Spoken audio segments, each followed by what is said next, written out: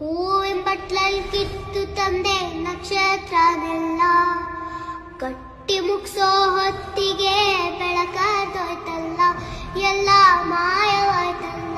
ಆ ಸರ್ವಶಕ್ತಿಯ ಕೃಪೆ ಅನ್ಸುತ್ತೆ ಇನ್ನೇನೋ ಮುಗೀತು, ನಾವು ಮುಂದೆ ಏನೂ ಮಾಡಕ್ಕಾಗಲ್ಲ ಅಂತ ಬೇಜಾರಲ್ಲಿರ್ಬೇಕಾದ್ರೆ ಈ ವ್ಯಕ್ತಿ ಇಷ್ಟು ದಿನ ಅದೆಲ್ಲಿದ್ನೋ ಗೊತ್ತಿಲ್ಲ, ಆದ್ರೆ ಈಗ ಮುಂದೆ ಬಂದಿದ್ದಾನೆ. ಸ್ವತಂತ್ರ ಭಾರತದ ಇತಿಹಾಸದಲ್ಲೇ ಇಂತಹ ಪ್ರಕರಣ ಮತ್ತೊಂದಿರಲಾರದು.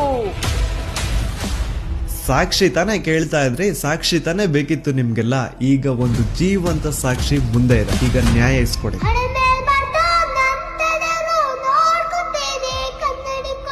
ಅದೇ ಒಂದು ನೇತ್ರಾವತಿ ನದಿ ತೀರದಲ್ಲಿ ಡೈಲಿ ಒಂದು ಹೆಣ ಬೀಳೋದು.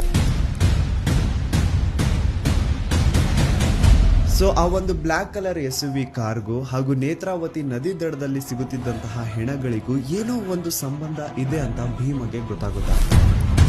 ಈವನ್ ಸಿಗುವಂತಹ ಡೆಡ್ ಬಾಡೀಸ್ ನ ಸಹವಾಸಕ್ಕೆ ಪೊಲೀಸರು ಹೋಗ್ತಿದ್ದಿಲ್ಲ. ಸೊ ಯಾಕೆ ಅಲ್ಲಿನ ಪೊಲೀಸ್ ಅವ್ರಿಗೆ ಯಾರ್ದು ಅಂತ ಭಯ ಇತ್ತು?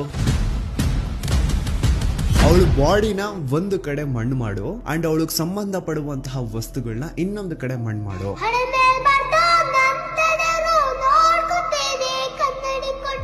ಪಾಪ ಹುಡುಗಿ ಯಾರ ಮಗಳಿದ್ಲೋ ಗೊತ್ತಿಲ್ಲ, ಆದ್ರೆ ಮಣ್ಣಲ್ಲಿ ಗುರ್ತಿಲ್ದೇನೆ ಮಣ್ಣಾಗ್ಬಿಟ್ಟಿರ್ತಾಳೆ.